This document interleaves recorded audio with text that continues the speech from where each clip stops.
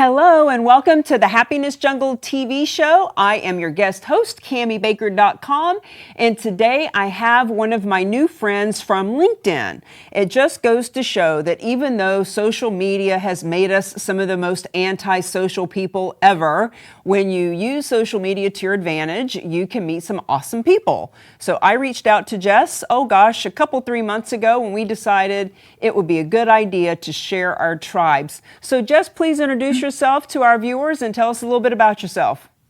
Sure. My name is Jess Reidell, aka Ageless Jess, and I actually work as an intuitive life coach here in Atlanta, Georgia. I have an office that's here in my home state, and I also work remotely with people around the globe. Nice. And there's always a great story as to how someone becomes a coach. So what's that story for you? Oh, great question. Well, this was kind of a pivotal moment in my life. I was sitting with my husband across the dinner table on my 45th birthday. And at the time I was working in corporate America, and he looked across the table at me and he said, "How does it feel to be halfway to 90?" And Cami, I'll tell you something. That was a wake-up call for me. It just, it sort of it forced me to take an inventory of my life and realize that I wasn't happy on the path I was on, that I was just kind of grinding it out, sort of the golden handcuff of the biweekly paycheck. I didn't really feel like I was serving humanity for the greater good. And I just felt like I was meant to do more. Mm-hmm. I realized I'd been playing small.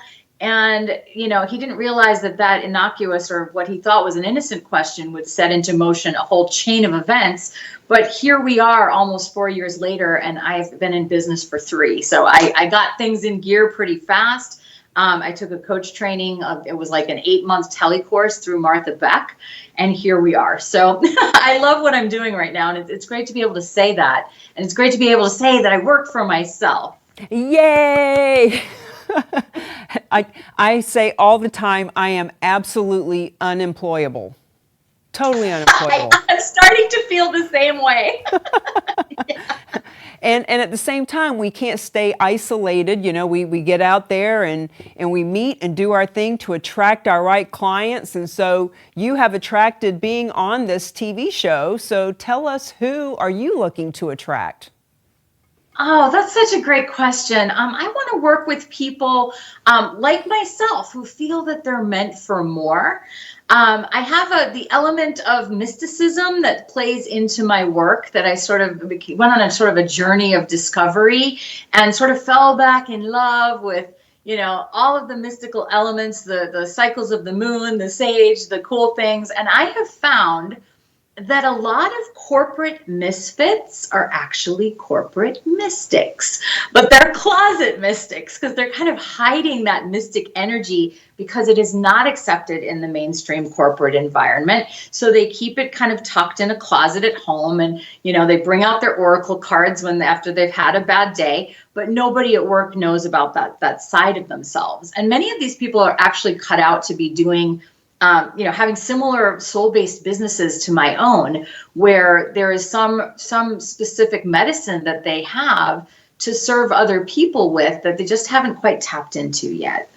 Well, you mentioned about the question that your husband asked and how that got you thinking, but that didn't really play into the whole intuitive part. So you took a coaching course and you're now a coach, but how did you know that you had the intuitive part? Oh, well, that's interesting. And here's the phenomenon of it is actually everyone is intuitive. What happens is that when we're sort of playing on this 3D stage, we never slow down long enough or get quiet enough to start listening to our own intuition. And a lot of people confuse their intuition with fear, because your ego kind of likes to talk to you all day long in more of a fear state.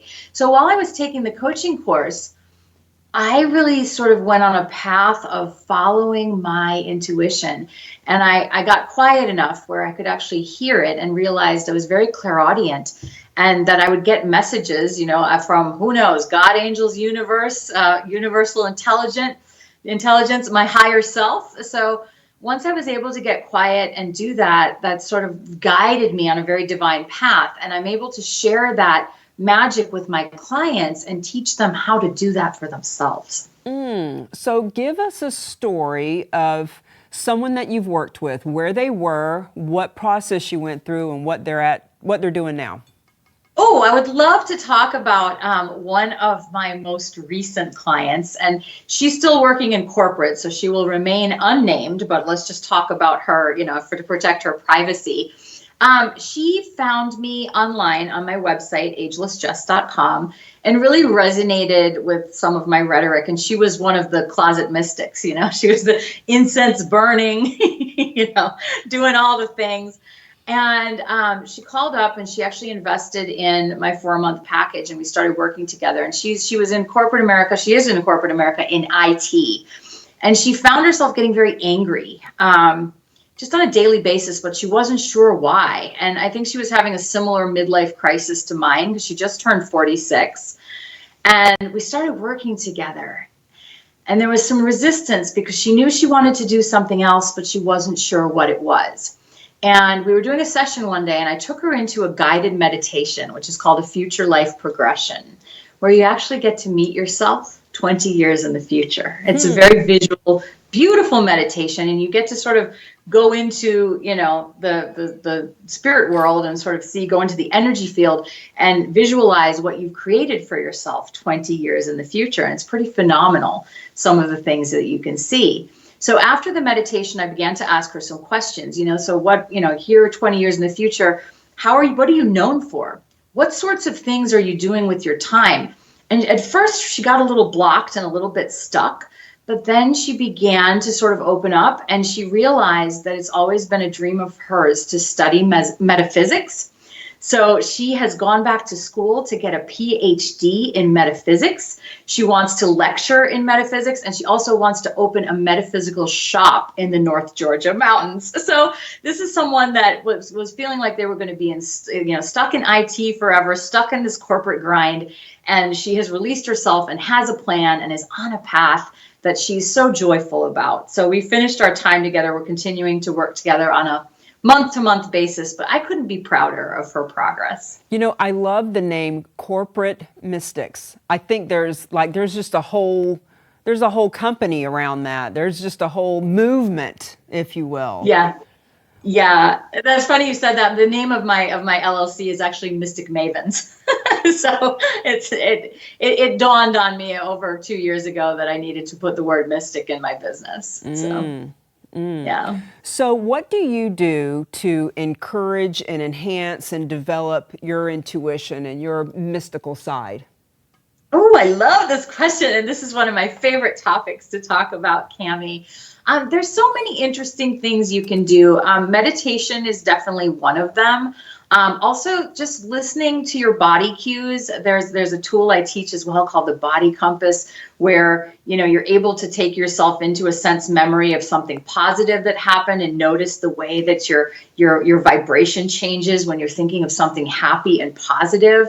And then there's the way in which, if you go to a negative space, how that negatively impacts your body. And you can begin to use your body as there's this kind of a human pendulum, a human compass, to make decisions, because your mind will lie to you all day long, but your body never does. So, in really learning to tune in, and like I said, most people are intuitive. It's not like I'm showing up and saying, I have intuition and you don't, and too bad you didn't get that gift. It can be developed in all of us. And I think not enough people are sharing that because they like to think of themselves as being special for having these gifts. But really, anybody who wants to develop their intuition can do so.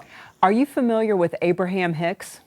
I love her. Yes. And love Chris channeling. Yeah. Good stuff all the while. I have both books. Yeah. She was just here in Boston. They come they go to Atlanta too, but they talk about the emotional guidance, scale. And so just what you were just speaking of made me think of that. So what kind of stuff do you have coming up? Are you a speaker? Do you get on stages? Are you filling a group program? Are you looking for one-on-ones? Share with me. Oh my gosh, it's kind of like all of the above. I've got a lot of things going on right now. I'm speaking locally to groups. There's a local beauty school that has me in. And the topic that I show up to discuss there is customer service, but I kind of flip the script on them because I show up and they think I'm going to lecture them about how to give other people great customer service. And the presentation is usually how they need to take care of themselves first in order to really be of consequence and show up in the way that they need to show up to give great customer service. So they love that talk. So I do some talks. I love my one-on-one work, and I think that is some of my most powerful work, and that can be delivered via phone or Skype. I do have some monthly group programs that have different levels, and they're going to be rebranded next year. It's called Move Your Magic Meter. So I have Move Your Magic Meter level 1, 2, and 3, where I teach a lot of the body compass, the intuitive tools, and then also some new things for moving through fear, and then quantum shifting your reality in terms of like figuring out your desires and speeding up the process to pull those into the now. So I have Move Your Magic Meter, and then I also have a version of Move Your Magic Meter that is a 6-month sisterhood mastermind. So a lot of great things going on with my business right now, but I'm really, the one-on-one work is near and dear to my heart because I think that's what brings about some of the biggest transformation. 1,000%. I love Move Your Money Magic Meter. It's all Magic good. Meter. I seem to alliterate everything. I just before you and I came on was interviewing one of my mentors, Emerald Peaceful Green Forest, and she used to alliterate everything. We would just be talking, having lunch, riding in the car, and everything was just always so alliterated and just flowed. And I would say, I wish I could do that. That's so cool. And about 3 years ago, I started doing it. She said, the torch has been passed. It's fun to play with words for sure. I love it. And I love to hear other people's story. You know, I was an entrepreneur when I was 8 years old. I was selling gum to other kids for a profit and then became a loan shark with that money for high interest and holding collateral. So I've always been entrepreneurial. But then, you know, there's someone like yourself who was in corporate America and you got called forth a little bit later in life. So it's just so wonderful how, you know, those of us who are on this path, you know, we migrate around and we find each other, you know? We do. You know, your story reminds me a little bit, this is really kind of an aside, but you'd love my husband because when he was a kid, he actually went and pulled up vegetables from a man's garden and then went around with his wheelbarrow to the front door and sold them to the man whose garden it was. You guys would have gotten along great. Yeah, well, you know, I'll bet he would answer the question because people say to me, selling gum to other kids, like, how did you even think of that? And I think, how could you not think of that? How do you not see when people want something and you can provide it and make a profit from it? That's entrepreneurialism at its finest. And I'm sure your husband probably would say the same thing. How could you not see that? How could you not? You know, the guy likes vegetables. He's growing them in the backyard. And the man bought them, you know, he probably thought it was just a good example of initiative. So you know, I love it. I meet all these wonderful people like yourself that are in other parts of the country, and I feel like if you and I lived in the same town, we'd be girlfriends. We'd be going to lunch and hanging out at Panera's and making prospecting calls together and putting together funnels and stuff. So, are you going to do any kind of podcasting or any kind of a Facebook Live series or radio show or anything yourself? Great question again. Well, I have a private Facebook group that I have been curating for over 2 years now. It's called Mystic Lemonade. For any listeners that have that mystic, bug that's biting, or that they're already sort of, or maybe just wanting to explore your intuition or your mystic gifts, that is a great group. And I have a lot of Facebook Lives and teachings that I've done over the last 2 years in that group. I have guested on a lot of podcasts. I have not yet created my own, but that is not off the table because I think that there's so much to talk about. And the more I work and the more I have, you know, great stories to share about how I'm able to get these clients from A to B. And I'm the catalyst for that. I mean, they do the work, they do the transformation. I just hold the space for them and give them the guidance to do the things that they do. Because really, and I know this sounds corny, Cami, but I think you'll appreciate it. All the answers are really inside of us. Sometimes we need somebody to snake charm them out. You're the snake charmer. I love that. Well, you know, the reason why you and I are communicating is because I have a TV show and now I have a radio show, and it gives me a reason to reach out and contact people. Hey, you want to be on my show? So I would offer up to you that you don't need a studio, you don't need a TV or a radio. Facebook Lives, you know, you could, 1 hour from now, you could call somebody and say, hey, you want to be on my Facebook Live series? And it's just a great way to break the ice, to build relationships. And of all the interviews that I've done between my Fabulous, Fierce, and on Fire Fridays that I did on Facebook Live, and now the TV show, and now the radio show that I'm doing again, I've interviewed probably 200 people that are, you know, all different kinds of experts and authorities. And there's just so much yummy information out there that when you do a show, there's all these benefits. You get free coaching in the moment, and you make great relationships too. Fantastic. Yeah, I've done some live interviews inside of my Facebook group, but I admire your tenacity. I think it's great the way that you're branching out. And, you know, honestly, I was doing some outreach on LinkedIn when we met, and I was so glad that you connected. But of, you know, the many hundred people I tried to connect with, I met some great people. I think those were the people I was meant to meet. But I got a lot of resistance too, where people just seem very closed off and not wanting to connect with new people, which is unfortunate, because that's sort of like an intuitive piece, you know, following the breadcrumbs that lead you to the connections that are going to help you rise. And I think that's really like huge in the way that we came together. And look at us, here we are a few months later on your show talking about magic and mysticism and coaching and transformation. And, you know, there's people that are blocking that from their lives. And then they wonder why their lives aren't getting better, but they're not in receiving mode to all the things that are showing up. It's kind of like that story of the man in the flood where, you know, the helicopter comes by, or the boat comes by. He's like, no, God will save me. And then the helicopter comes. He's like, God's going to save me. And then he drowns. And he's like, God, why didn't you save me? And it's like, I sent you the boat and the helicopter. Why didn't you get in? You know, what's wrong? Well, like where you're not seeing it right in front of you. Well, you know, and I'm just going to give a plug for purpose leverage marketing that I talk about all the time, because that's my niche. Because you're so right. People are resistant. There has never been, it's an epidemic of people who have a hard time communicating with other people. You go to all these events and everybody's throwing cards out and grabbing cards and leaving with their stack of cards and all this card collecting, but no business building or relationship building. And one of the reasons why purpose leverage marketing is so awesome is when you can partner your purpose with your passion and your profession and make money while you make a difference. There's a way that you can reach out to all those people about something that you're doing in the world. So for example, who is a perfect client for you? Great question. Perfect client for me is someone that is just fed up with the corporate grind.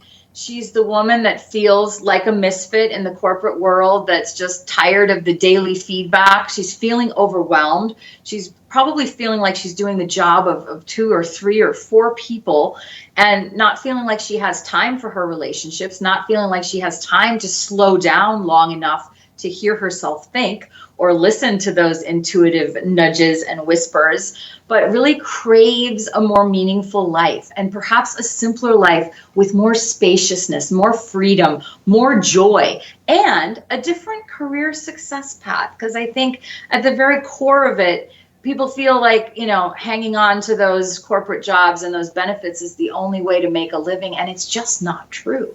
Amen. It's not true. Amen to that. So when you think about someone like that, and this lady who is a CEO or upper management or in marketing or VP of sales or whatever she is, this is why this works so beautiful. So imagine if you're doing something for Dress for Success. I'm sure they have those in Atlanta or something similar. And you're doing an event for Dress for Success, and your goal is to gather up 500 gently used suits and shoes and jewelry, and you're going to have this big gathering of women that are all going to bring their gently used suits and celebrate, you know, their life and their business. And so now that you're doing this and you're doing something on purpose and you're helping women that are in transition, because that's what Dress for Success is all about. It's about helping women transition from unemployed to employed, or employed to getting a promotion, or, you know, having a job and going to have a business. They help these women in transition. So imagine if you partnered with somebody like that and you're doing something with Dress for Success, and now now you, Jess, have a reason in a way to walk into any business, pick up any phone from LinkedIn, do any post on Facebook to say, hey, Mary, hey, listen, I'm doing this thing with Dress for Success. We're looking for women just like you who are going to have a couple of gently used suits that maybe you don't wear anymore. I want to let you know what we're doing coming up in March, blah, blah, blah. And ultimately, you're gathering up the suits. You're helping the women that are in transition. You're gathering them funds and awareness and all that fun stuff. And you're talking to 1,000 of your perfect client without being icky and salesy. You know what? You're amazing. You just gave me like a whole like business plan for a quarter that I could follow. And I think that is an intuitive sign. That was my boat or my helicopter that just came down, and I'm going to be looking into that, and I will follow up with you, Mamacita. Well, you know, other people are intuitive. We all have our different gifts, and my gift truly is when I know what you're passionate about and I know who your ideal client is, I come up with these campaigns and I get the download and I have to give birth to it. I have to share it, you know, and you know, it's a great idea, but there's so much more strategy. We'll talk about it. We'll talk about it later. So we've got about 5 minutes left. Let's talk a little bit about what are some things that you would suggest to people to do to nurture and enhance their own intuition and their own mystic side. Okay, I'm gonna say the M word. Don't panic. It's meditation. Okay, I think that meditation is a huge portal to accessing the clairaudience that you need from your higher self. And this is coming from a person that didn't used to believe in meditation. I really actually thought it was a bunch of crap. I thought I had all these judgments about it. I thought it was something that people said they did to somehow appear like spiritually superior to myself. I mean, this is probably 5 years ago or so, you know, and until truly, until I went through coach training, I did not open my mind to just that vast resource that we have to spiritually allow ourselves to just be and get those downloads you're talking about. Some people are like, what are you talking about downloads? Are you crazy? No, but everybody can get a download. Once again, it's that intuitive piece when you just get quiet. There's another great trick that I want to share with your audience. And if there's a question that's pressing that you have on your heart, and I credit this to Martha Beck, because it is one of her tools that she taught, but I use it a lot when I'm in a situation where I need to make a decision and I need some intuitive guidance. You're going to hold the pen. You get a pen. Hold the pen in your dominant hand. So if you're right-handed, you hold it in your right hand. If you're left-handed, you hold it in your left hand. And you're going to ask the question while holding the pen in your dominant hand. You're then going to transfer the pen to your non-dominant hand. And allow that hand to write whatever comes through.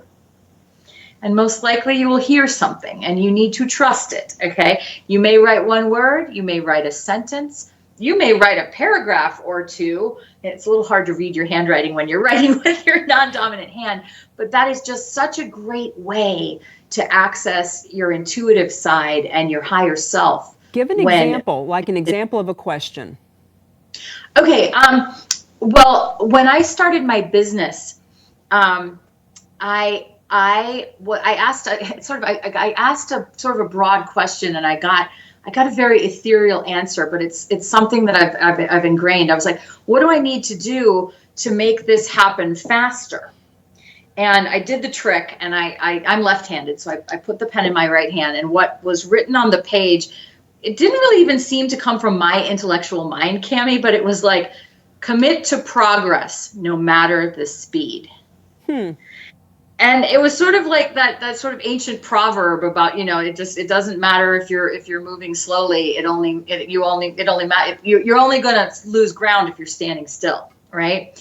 And that's become something I've really incorporated in that, you know, you really can't be behind on your own journey. And if there's something you're really meant to do, you can't really mess it up because eventually you're going to get there if you keep putting one foot in front of the other. I think a lot of people feel like failures early on when they start a business or they try to do something new. and they don't feel good at it and it's frustrating and they give up too soon.